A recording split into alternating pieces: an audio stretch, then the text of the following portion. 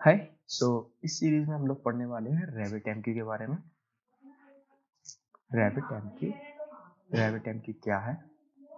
तो इस सीरीज को बेसिकली मैंने कुछ मॉड्यूल्स में बांटा हुआ है। हम उसके अकॉर्डिंग इसको पढ़ने वाले हैं, जैसे कि बेसिक्स ऑफ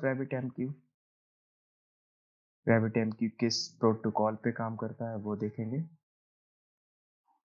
इसकी इनर वर्किंग क्या है, और उसके बाद हम देखेंगे इसके कुछ अल्टरनेटिव्स क्या है मार्केट में,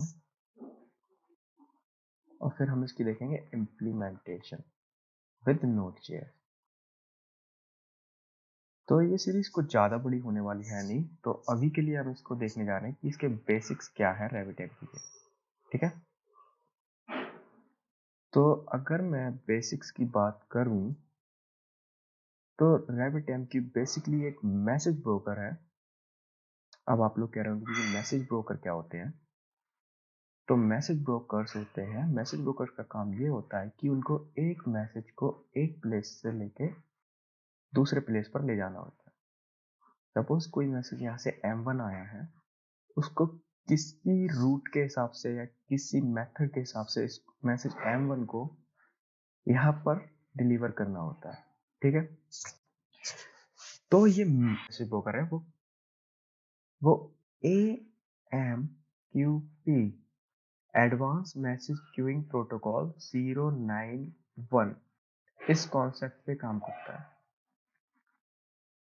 इस कॉन्सेप्ट पे काम करता है ये AMQP 091। तो अभी इस इमेज को जरा भूल जाइए, इसको मैं बाद में बताता हूँ।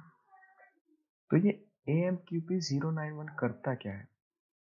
सपोज हमारे पास एक सर्विस है या हमारे पास कोई एक प्रोड्यूसर है जो कि मैसेज M1 को प्रोड्यूस कर रहा है। ठीक है, और ये कंज्यूमर है जो इस मैसेज M1 को कंज्यूम कर रहा है। बट हमें ये पता नहीं है कि इस मैसेज को यहाँ से यहाँ तक कैसे ले जाए। तो इस जगह पे काम आते हैं हमारे मैसेज ब्रोकर्स। मैसेज ब्रोकर्स ये क्या करते हैं, प्रोड्यूसर से मैसेज लेते हैं M1 और इसको किसी कॉन्सेप्ट के हिसाब से ये इस कंज्यूमर तक डिलीवर कर देते हैं। तो हमारा जो RabbitMQ है वो क्या करता है, वो बेसिकली AMQP 091 मॉडल के हिसाब से काम करता है। और ये मॉडल कहता है कि जब भी कोई मैसेज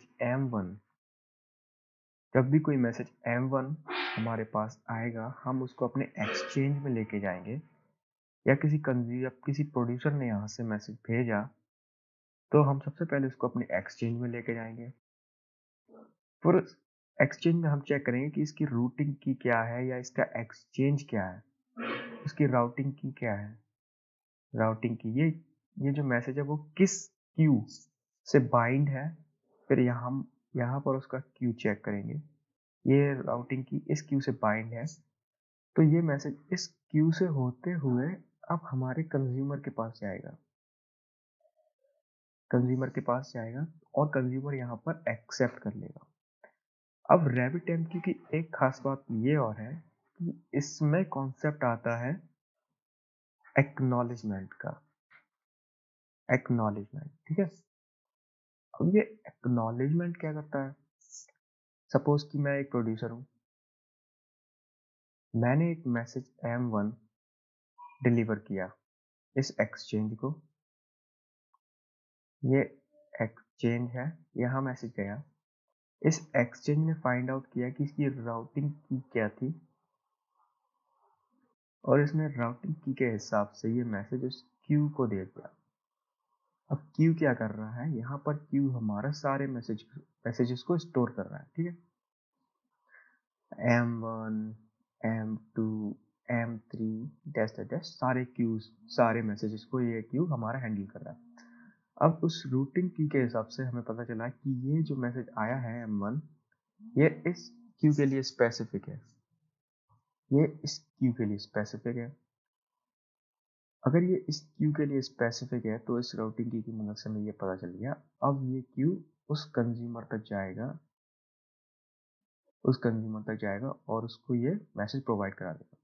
अब यहाँ पर होगा क्या, ये कंज्यूमर फिर एक कंफर्मेशन या कि एक्नॉलेजमेंट वापस करेगा इस एक्सचेंज को कि हमें ये मैसेज मिल गया है, अब इसको क्यू में रखने की कोई ज़रूरत नहीं है। तो जैसे ही हमें ये एक्नॉलेजमेंट मिलेगा, हम इस मैसेज M1 को क्यू में से डिस्ट्रॉय कर देंगे। तो ये होगी एक मैसेज की लाइफ साइकिल। कैसे?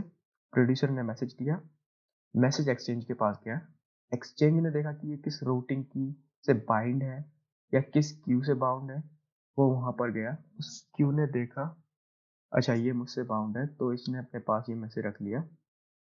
अब जैसे ही ये मैसेज कंज्यूमर के पास पहुंचा, कंज्यूमर ने एक एक्नॉलेजमेंट वापस कर दिया एक्सचेंज को या क्यू को कि मुझे ये मैसेज मिल गया है, अब आपको इस मैसेज को क्यू में रखने की कोई भी जरूरत नहीं है।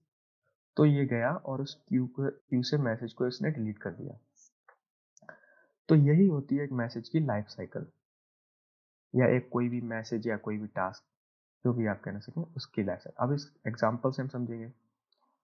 सबसे पहले एक पब्लिशर आया या कोई भी सर्विस कह लीजिए इसको, माइक्रो सर्विस, उसने मैसेज अपना एक्सचेंज में यहाँ पब्लिश किया। फिर उसने रूटिंग की के हिसाब से देखा कि मुझे ये मैसेज किस क्यू के लिए बाउंड है, वहां ले जाना है। उसने देखा कि ये क्यू इस रूटिंग की से बाउंड है, तो ये मैसेज यहाँ जाएगा।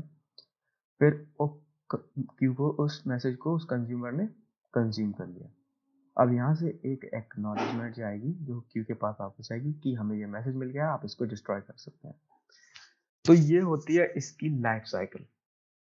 आगे वाले वीडियो में हम पढ़ेंगे कि रैबिट